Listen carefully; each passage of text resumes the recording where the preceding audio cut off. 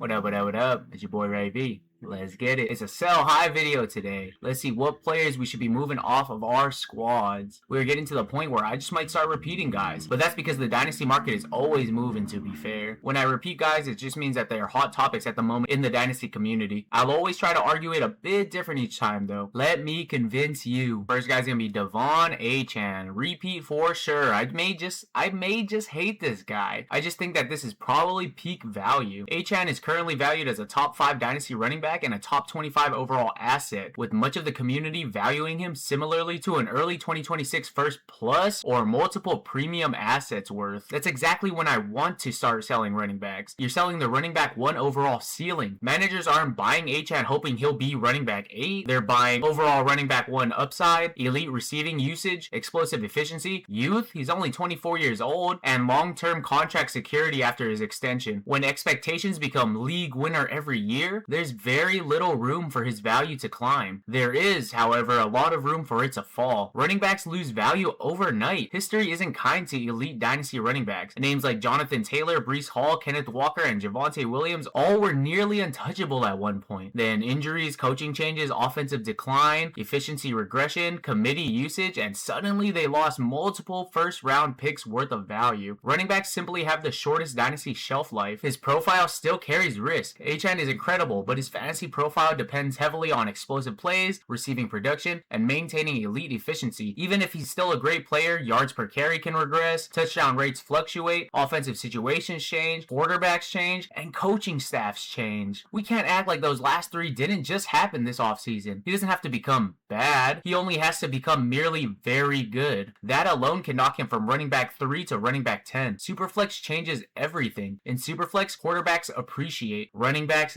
depreciate. I'd rather own an elite young quarterback, elite wide receiver, multiple firsts, than one elite running back. Every year that passes, Achane gets older, rookie running backs enter the league, and QB scarcity becomes even more valuable. I'd happily accept Achane for T-Law in a second, Achane for Ladd McConkey in a 2027 first, Achane for Drake London in a second, or Achane for 2 firsts worth of value. To be fair, there is a compelling reason to hold. Achane has legitimate overall running back 1 upside in 2026, and after signing his extension, he projects as the centerpiece of Miami's offense. If he delivers another elite season, he could be the difference between finishing 3rd and winning a championship. If you're one of the top 2 teams in your league, keeping him can absolutely be the right move. I would only sell Achane if I receive an elite young quarterback, an elite young wide receiver and a first, 2 projected early firsts, or a top 8 dynasty quarterback straight up. I'm not selling him for random future firsts, aging veterans, depth packages, or low-end running back swaps. The key is recognizing that you're not selling because Achane isn't elite, you're selling because the market is already pricing him near his ceiling, and in Dynasty, especially in Superflex, converting peak value running backs into quarterbacks, elite wide receivers, or premium draft capital is often how long-term contenders stay ahead and build a dynasty. Our next guy is Davante Adams. This purely just depends on how your league values him. I think he could be a buy low in most cases, to be honest, but the community right now has him valued pretty highly. Even if he's good this year, it's definitely hard seeing his value rise by next offseason. His production is worth more than his age. Adams is still capable of putting up wide receiver 1, wide receiver 2 numbers, but he's 33 years old. Dynasty managers know the cliff can come quickly for veteran receivers, and his value is almost entirely tied to what he does this season. If he starts off slowly or misses time, his trade value could evaporate. This is likely your last chance to get meaningful dynasty value. Unlike younger players, Adams isn't going to gain dynasty value with another productive season. Best case scenario would be another top 15 wide receiver season. Worst case scenario would be injuries, reduced target share, retirement rumors, or replaced by younger talent. Those outcomes make him much harder to move. Even now, most dynasty markets value him around a mid to late 2nd round rookie pick despite continued production. I think that's a great buy low price, to be fair. His window doesn't match a rebuilding roster. If you're rebuilding or even retooling, Adams is exactly the type of asset to cash out on. By the time your team is ready to compete, he'll be over 34 years old, likely on a year-to-year contract, and worth considerably less in Dynasty. Instead of letting him age on your roster, turn today's production into younger assets. Types of trade packages I would target would be Adams Adams for a 2027 second and a promising young wide receiver like a Jalen McMillan type, Adams for a Parker Washington type tier just to get some youth back, or Davante Adams for 2 seconds worth of value, or just 2 seconds straight up. If you can get a first out of him, yes, do it. That's literally the only reason I put him on this list. I've seen people in the industry giving up 2027 first for him. That's a sell high. If you're a legitimate championship contender, I'd probably keep him. Adams is one of those veterans who can still swing playoff matchups, and the points he scores for your lineup are often worth more than the second round pick you'd receive in return. Many dynasty managers echo this contender versus rebuild split. Contenders tend to hold or buy, while rebuilding teams look to sell before age erodes the market. If you're rebuilding, sell now while he's still viewed as an impact starter. If you're chasing a title, ride the production and worry about the decline later. And our next guy is going to be Bo Nix. I got both of these Knicks in several places. Ayo, chill. But it sucks he got hurt in the playoffs because he would have been an even better sell high. I do believe in him still this year, but maybe someone in your league believes even harder. Or they live in Colorado or something, I don't know. But this is the perfect time to sell. You're selling after back-to-back QB1 seasons. Bo Nix has finished as a top 7 fantasy QB in each of his first 2 seasons, and his dynasty value has climbed into the QB12 range. That means you're no longer selling the rookie with upside. You're selling a player the market believes is a long-term fantasy starter. He may have already hit his fantasy ceiling. Nix is productive because he checks several boxes: rushing ability, efficient offense, good coaching, and high weekly floor. The question is whether he becomes the type of quarterback who wins leagues by himself. Can he realistically become Lamar Jackson, Jaden Daniels, Joe Burrow? Probably not. His most likely outcome is remaining around QB8 to QB12 for several years, which is valuable, but it also means his dynasty value may not have much room to rise. If your league values him as a top 10 dynasty quarterback, cash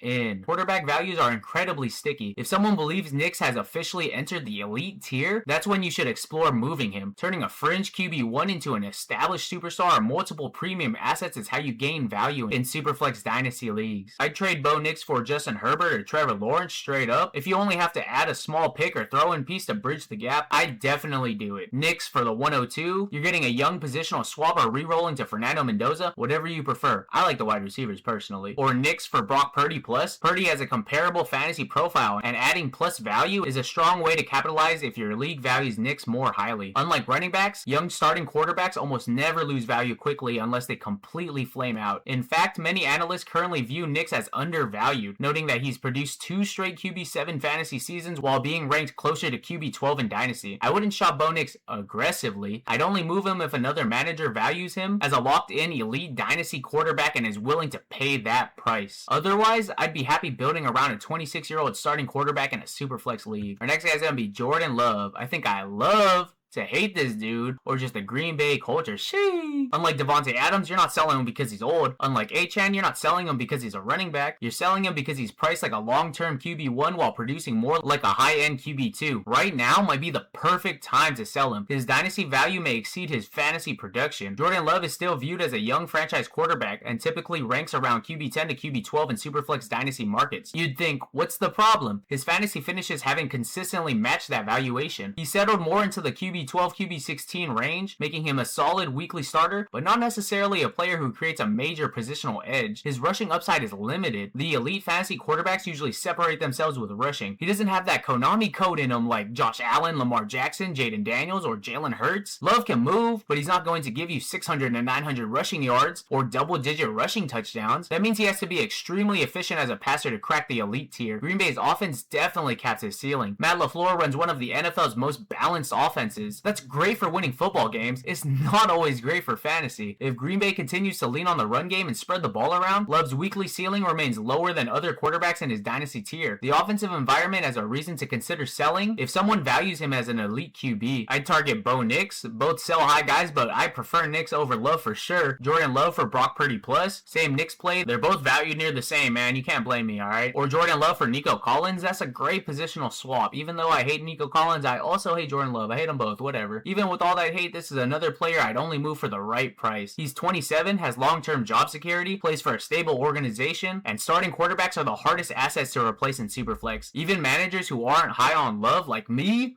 generally agree he still carries the value of multiple first-round picks because of positional scarcity. You don't have to shop Jordan Love, but if another manager values him as a locked-in top 8 dynasty quarterback, I'd happily cash out by either tearing up to a true elite quarterback or tearing down to a comparable QB while collecting a plus. That's usually how you create long-term value in Superflex dynasty leagues. And our last guy's gonna be Alec Pierce. If only he didn't have surgery this offseason, he could have been sold for even higher. You're selling a career year. Pierce finally broke out with over 1,000 receiving yards, a massive new contract, and a path to being Indianapolis' wide receiver 1. That's the perfect recipe for a dynasty value spike. His fantasy profile is volatile. Here's the biggest red flag. He produced a 1,000-yard season on just 47 catches. That's almost unheard of. His game relies on deep balls, explosive plays, and long touchdowns. Those are the least stable statistics in fantasy football. If he goes from catching 3 50-yard touchdowns to 1, his fantasy production changes dramatically. His target share remains modest despite the breakout, making repeat wide receiver 2 production difficult to project. The market is valuing him like a stable wide receiver 2. That's where I disagree. I think he's much closer to a boom or bust wide receiver 3, elite best ball asset, or volatile weekly starter. He's a very good NFL receiver. That doesn't always translate to reliable dynasty fantasy production. His value may never be higher. He has a new 4-year contract, a clear starting role, and fresh breakout hype. If he has a slow first month or the Colts passing offense struggles, it's easy to see his value sliding back towards a second-round pick. Trade packages I like would be Pierce for a 2027 first. If someone offers any future first, I'd take it immediately. Pierce for Xavier Worthy plus. I'd rather bet on Worthy's long-term ceiling than Pierce repeating an ultra-efficient breakout, or Pierce for Ricky Pearsall in a 2027 second. Younger profile, similar upside, plus extra draft capital. There is one legitimate reason to hold. Pierce is only 26, just signed a lucrative long-term deal, and should see a larger role after Indianapolis committed to him financially. If his target share actually grows, he could prove that 2025 wasn't a fluke. If someone values him as a locked-in wide receiver 2, I'd move him before another season reminds everyone that he's primarily a deep threat receiver whose fantasy value depends on big plays. If I can turn him into a future first or a younger receiver with a more stable target profile, I'm making that deal every time. Hopefully you guys like these players and the trade analysis. I just think they peaked and it's downhill for them for real. Dynasty is a value game. We gotta capitalize on that. And you can't do that without your daily dose of send that trade. Send it. Send it. That's it for today, though. Don't forget to like, comment, and subscribe. And remember, rebuilds fade, dynasties reign.